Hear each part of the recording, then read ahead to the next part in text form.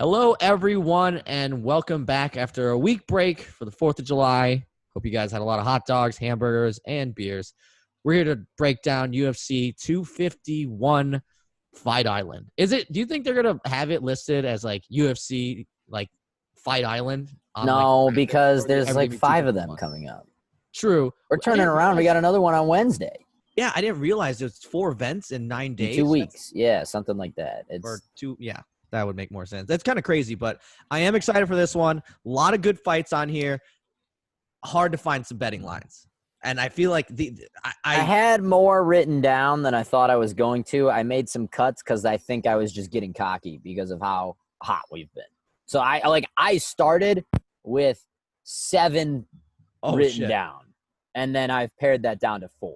You got 4. I got 3. There's a lot of fights on here that I want to bet on because they're like, oh, this seems interesting, but none that I could like say there was any real reasoning or logic behind it. So these are just the ones where I guess I have some reasoning. But so you have 4. Why don't you get started then? Yeah. Okay. So we're gonna start. All of mine, full disclosure, come main card, which kind of sucks. I normally try to not do that, but Yeah. whatever. Fucking worked out that way this time. So the first pick, Rose Namajunas, Jessica Andrade. I contemplated making this my lock, but then I realized MMA is such a cruel sport. So I decided against making it my lock. But that said, I'm just taking Rose Namajunas at minus 220 for the justification of she's just better at fight. Like, Jessica Andrade is going to have to win this fight in the exact same way that she won it last time, a.k.a. some sort of ridiculous slam where Rose hasn't learned her lesson and decides to hang on to a position she shouldn't hang on to. There really, honestly, is no reason. Jessica Andrade didn't become a finesse boxer overnight. No. And Rose Namajunas, if anything, has probably gotten better at stand-up striking. I saw some people saying that it would do Rose well to get a takedown in this fight. I wholeheartedly disagree with that. I think for a takedown, she's gonna get power bombed. Like that's like just a full do exactly what you were doing the last time. I just don't see why.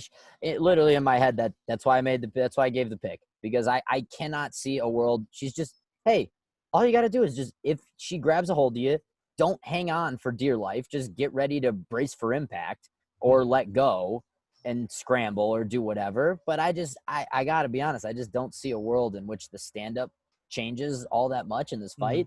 And I think it's now just going to be, she learned her lesson, and now we'll go back, and it's going to be right back to where she left off about 7 seconds before getting spiked on her head, which is Rose Namajunas just picking Jessica Andrade apart for 15 minutes. You won't knock her out because it's Andrade. She's a tank.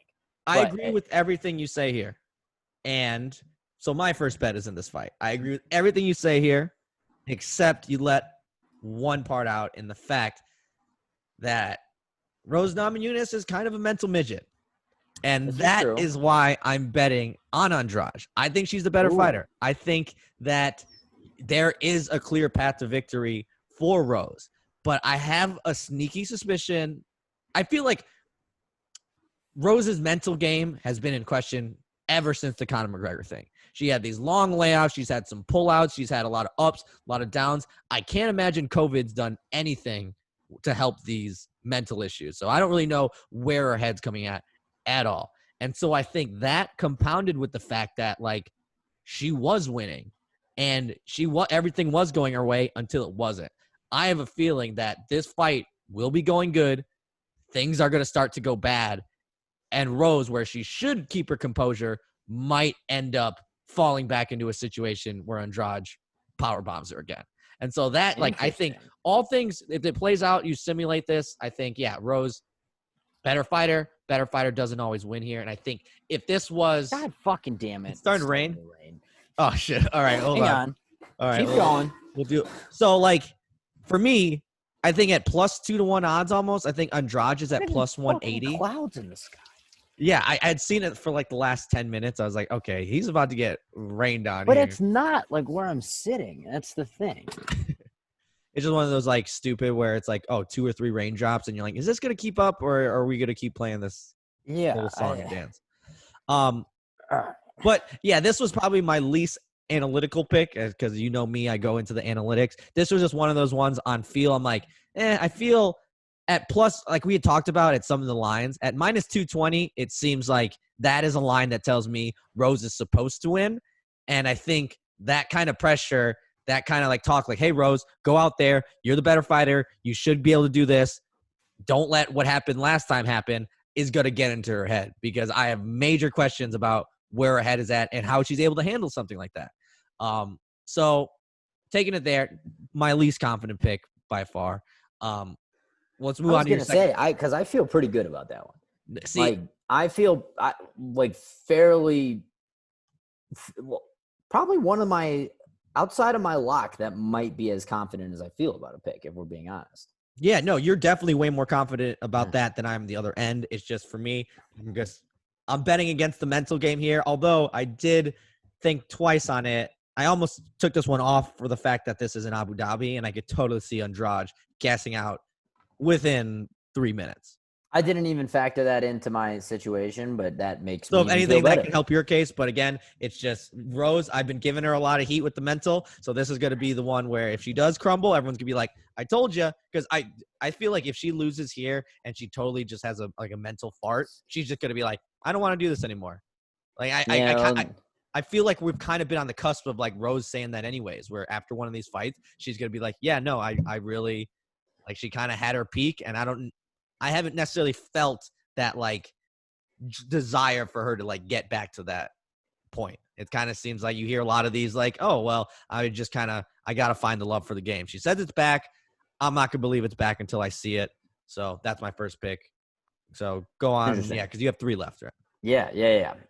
This one will throw you for a loop. I had to think about this one pretty hard before I did it. But believe it or not, I am actually going to go with Jose Aldo at plus 170 over Peter Yan.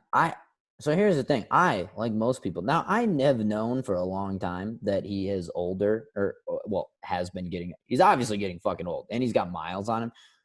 But if we're just going to play the age game, which I'm going to do because it's more conducive to my argument than it would be to not play the age game, he's only like 32. He's very young still. So yeah. Now the other thing is that Peter Yan, his big dubs, right? And I could be leaving one out, but I don't think I am. This is something I should have written down, but I did not. The one over Jimmy Rivera, that's a debatable win. Mm-hmm. There are people that think Jimmy Rivera won that fight. And then, was his next fight Uriah Faber, or did he beat someone in between? It was Uriah Faber was next. Yeah. I mean, come on. Like, I'm not saying the guy's not good. He looks like a savage. But Uriah Faber was hanging around for a couple rounds. And that first round, I think I would give it to Uriah because I bet on Peter Yan. I think it was my lock of the week. And I was like, oh, shit, this might not go that well. And yeah, and you kind of think about Jose Aldo. Like, I think Uriah Faber have fallen off way more than Jose Aldo has fallen off. Like, maybe the gap from their peaks are the same, but I still think Jose Aldo now is a better fighter than Uriah Faber. I think he washes them in whatever. 100%. And then so my other thing is Aldo still looks fat. I mean, yeah, he's won 2 out of his last 6, I think. 2 of those. So of the 4 losses, 2 knockouts to Holloway. So Holloway is just obviously better than him. The last time he was knocked out was 2017, so 3 years ago. And then the other 2 fights, the other 2 losses, the one to Volkanovski couldn't get going, which Volkanovski has kind of proved is pretty par for the course if you're fighting Volkanovski at this point. And then the other one was against Jeremy Stephens. And if Jeremy Stephens can't chin check you, then look, no offense to Peter Yan, but it's just like, hey man, I got to imagine. And then the Marlon Moraes loss. And so he debatably won that one too. Which he debatably won that fight as well. So I think he's hung around. It's not like he hasn't hung around with power punchers. Between Moraes, Stephens, and Volkanovski, those guys all hit fucking hard. And he's made it through with all of them. I don't know how now that Marlon Moraes has somewhat been exposed a little bit for having cardio issues, I don't know how that holds up, how his cardio is compared to Peter Yan, but I think Marlon Moraes is every bit the diverse striker that Peter Yan is. I'm not seeing Aldo having this crazy complex series of issues. And I mean, he could get flash knocked out. Jan's got a power advantage. I'll probably say that. I'll give him that nod. Mhm. And I don't know that Aldo is going to knock Jan out. I don't know that Jan is ever. I mean, Faber cracked him, but he never really was wobbled. But Mhm. I don't know, man. And then there's always the case with Jose Aldo. If he brings the leg kicks back, who knows if he will? He hasn't. But if he does, I just think that at plus 170, why the hell not? He's got a far better proven track record. Yeah. And I mean, if you're just going to tell me that these two are just going to get in a stand-up striking exchange for 25 minutes and see who wins, I mean, it's tough to bet against a Jose Aldo who still looks like he's got some spring in the legs there. If this was a 3-round fight, I would like Jose Aldo a lot more than I do. I think at plus 170, it's really good value. A night of, I'll probably take that because I think Jose Aldo does have the tools to beat Peter Yan, because Peter Yan is, I feel like, a very, I don't know, kind of a simple game. Like, he's like, he'll try to fuck you up on the feet, but he's looking to take you down. And I think in a 3-round fight, if Jose Aldo is able to stop the takedowns for the first couple and make Peter Yan be more uncomfortable on the feet, because I think Jose Aldo on the feet is like, I kind of like his striking more. Like, he's got a longer career there and he's proven it on the feet, where Yan has had to kind of like, yeah, he can crack, but I don't know if I necessarily trust his boxing to the point of like Jose Aldo.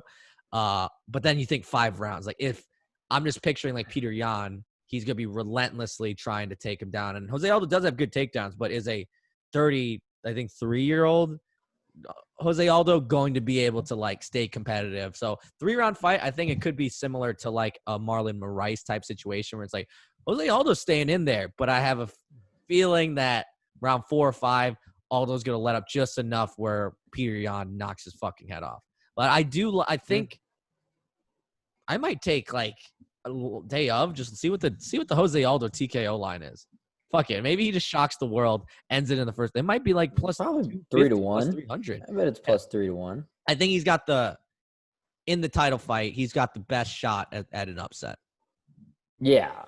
Of the 3. So don't hate that at all. Now to my last pick before the lock, comes in the co-main, or actually this is the main event. Is Kamaru? Yeah, Kamaru and Jorge. That's the main event.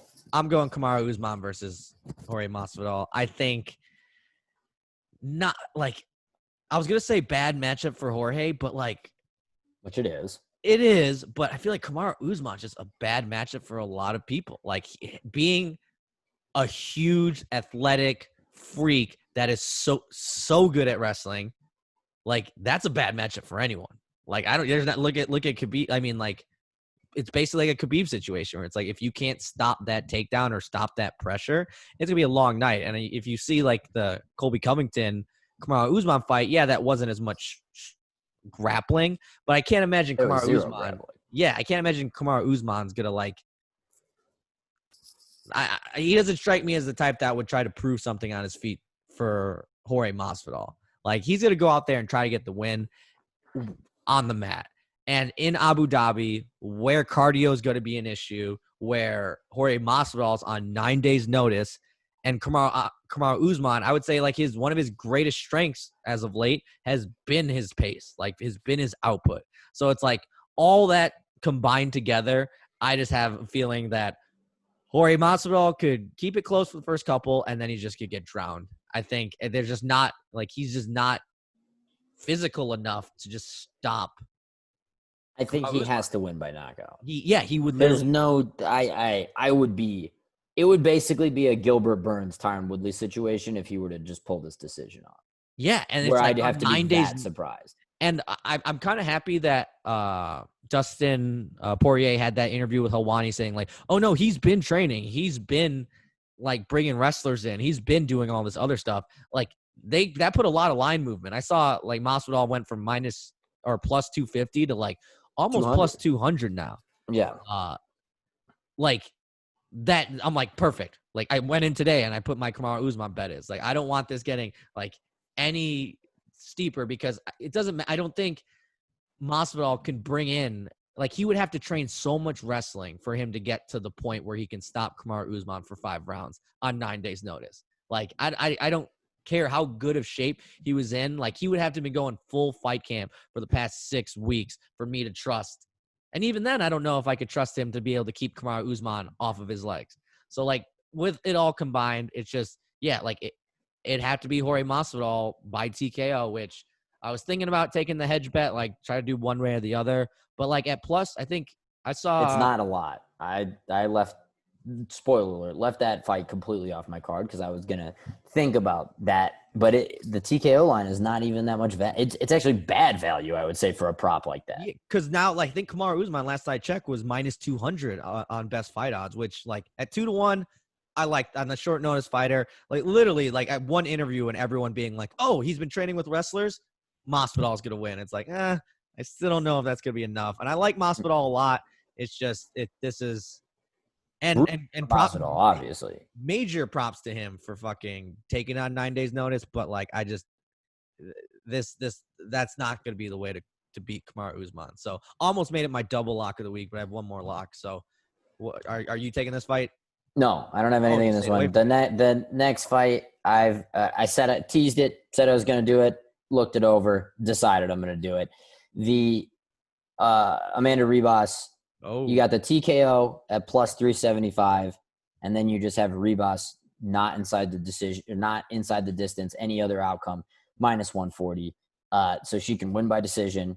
The only way you get fucked is on a Amanda Ribas submission, which is very possible because so most of what I have, I mean, I know she had like the throws and she's pretty crafty in the clinch and stuff. I was well aware of that, but going back and watching it, she is very slick on the mat, like very, which kind of made me realize why she didn't. I mean, obviously Mackenzie Dern in pure jiu-jitsu is on a completely different planet, but I was remembering that fight, and obviously the impressive takeaway that everyone got from that was she just carved her to pieces on the feet.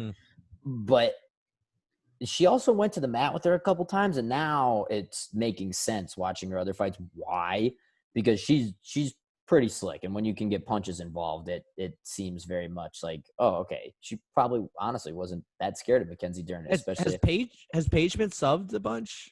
I feel like no. I feel like I'm picturing Rose. One sub. Rose. Yeah, I think that's the one. No, just kidding. Rose and Michelle Watterson. Ooh. Yeah, so that's not good for the bet, but at the same time, she's slick and she gets into mount and she gets into things like this. So I definitely could see a world in which she just is in mount and TKOs the shit out of her, or just like here's the other thing too.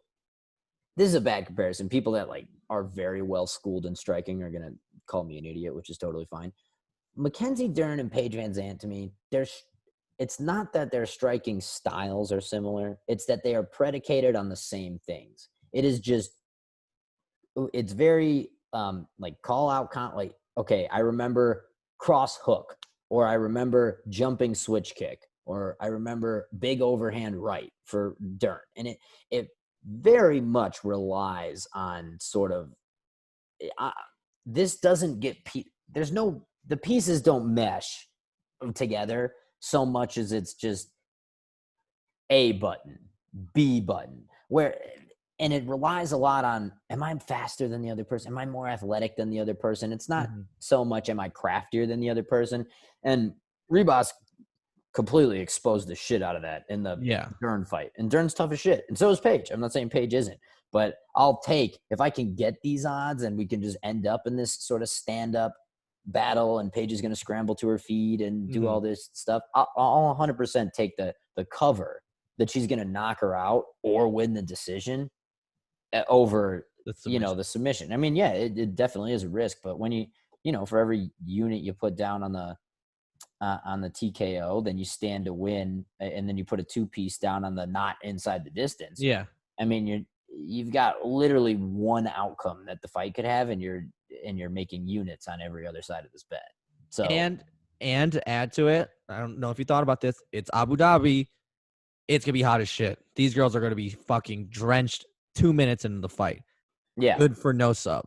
So I think I might have just talked myself into that one, because I'm going to be like, no one's getting sub. They're going to be slipping all over the place. And I mean, like a rear naked might not, because then it could slide in. So that's technically not the best thing. But yeah, in terms of leaving arms out there and whatever. And again, like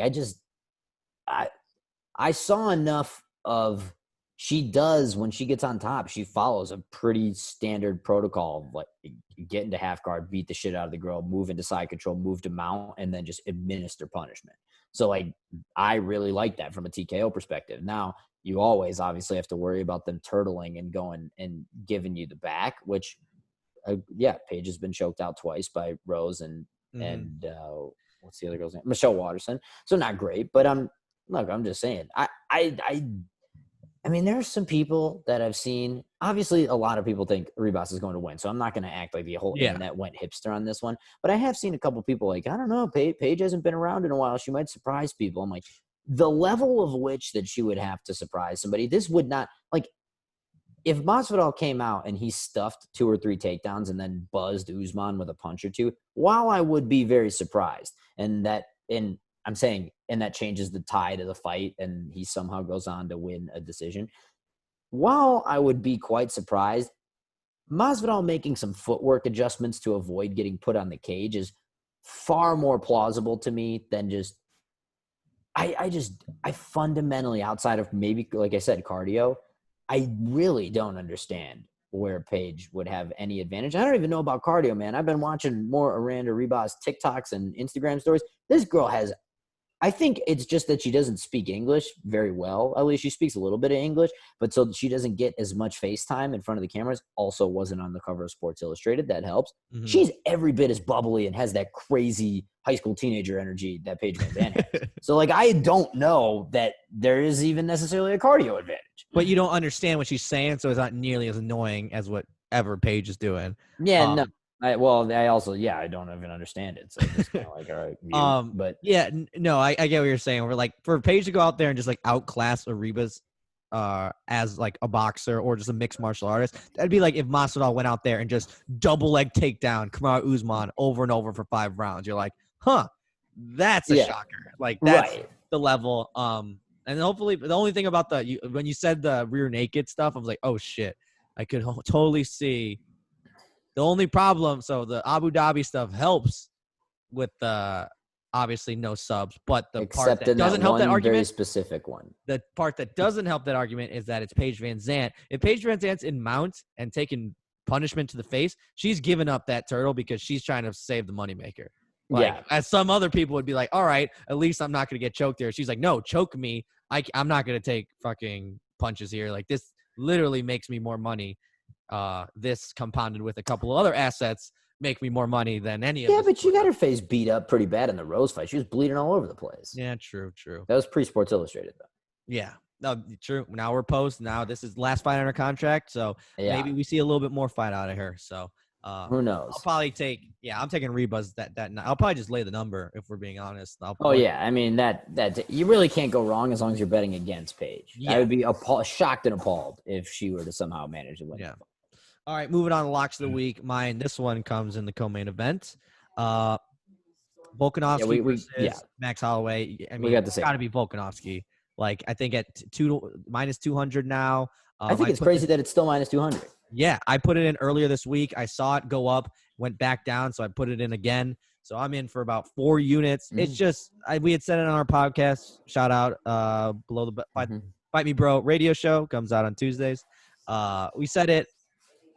We needed some convincing to think that Max Holloway has a chance in this fight, and that convincing would be game plan and, like, I guess even some sort of answer for what happened in the first fight. And him coming out and saying those things like, man, he didn't even beat me in the fight. Those leg kicks didn't do anything. Like, that kind of talk doesn't really instill that much confidence in me that he's going to make the right adjustments for this fight. Like, him just really undermining, like, oh yeah, that's not important at all. They were just leg kicks. It's like, no, dude, that is like step number 1. You got to figure out how to do that.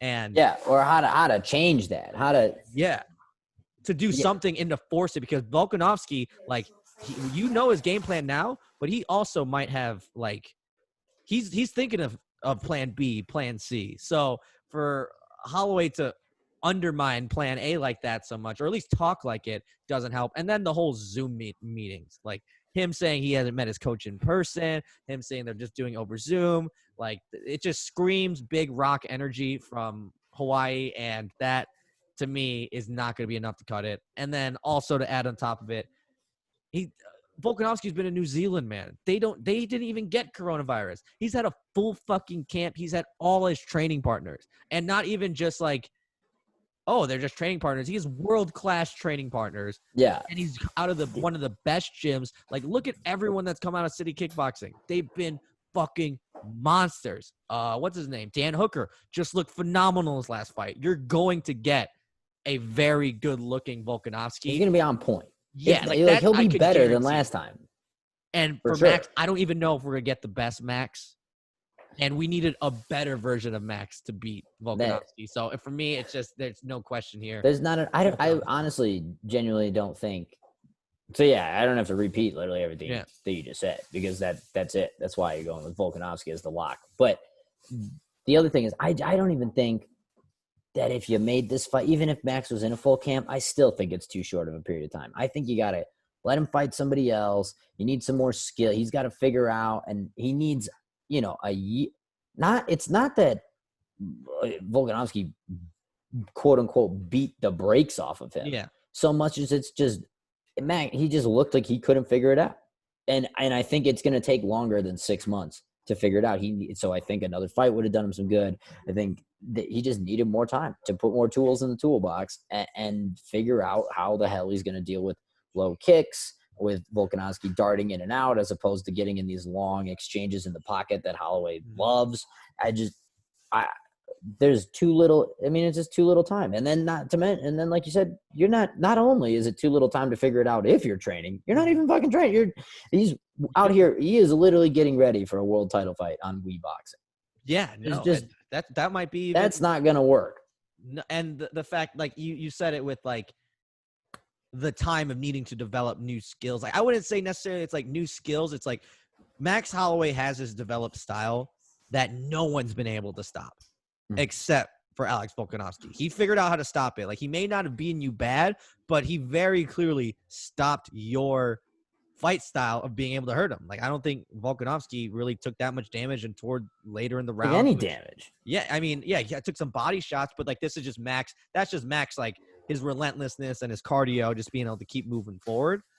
But like, I almost feel like I would have liked to see more development and a new kind of style develop, because we know this other style can work on other people, but like, he's going to have to figure out something else. And the fact that he hasn't had time or hasn't had the resource to change anything up, you can almost guarantee we're going to get maybe a pretty close to the same version of Max, whether he likes it or not. I'm sure I'm not discrediting him as a champ. I'm sure he's looked into all this stuff, but there just hasn't been enough time for him to actually put any of it into practice. And we've been in a pandemic. Like, he literally has not been able to practice this new style. So even if he has figured out the right way to do it, I don't trust that he's going to be able to implement it at all. And it wasn't, the first fight wasn't close enough that I think just throwing it back in there is going to do anything. So I think the UFC's kind of did a little bit of a disservice to Max setting this up right away. Like, it just, there was people at the top that I think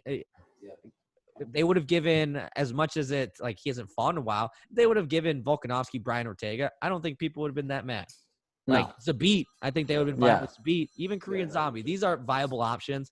Max, he's going to end up going down 2, and then they pretty much going to cement him as, like, perennial gatekeeper. Like, he's just going to be the guy that's exactly what's going to happen. And it's going to be super annoying, because I would like to have seen this later down the road, where we'll probably end up getting a third version of this, but it's going to be, I don't know. I would have liked to have this happen from 1 year from probably today.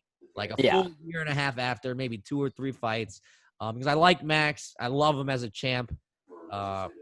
But I just it kind of feels like putting him in a tough spot. It kind of feels like a Joanna Thug Rose situation. Yes. That's exactly what this is. The first person beat him, and it's just like, as much as we love the other person, I don't know if just like wanting it more and coming back is going to make any of the difference. Yeah. Yeah. So, plus the hair. Plus the hair. That's it. We've gone on enough about the hair. I don't trust the hair. It doesn't look like a winner's haircut right now. And I'm sorry, Max. I think you gotta go back to the classic blessed look with the headband. Like, it works so well from you. Now you're throwing me off. But those are our picks. Tweet us out your picks. Obviously, we'll be gambling after a week off. I'm ready to get back on the big board. Like we've talked about before, Nick has been absolutely on fire. Hasn't had a negative week since coronavirus hit. I've had, at least on the show, have had some ups and downs, but consistently betting, I've been pretty good. So I suggest you guys follow along at Below the Belt MMA because we tweet out all of our picks. So follow us there. You can follow me at BroLeva. You can follow Nick at _Guy in a Gi. And if you don't already, subscribe to our podcast at Fight Me Bro radio show. It comes out on Tuesdays.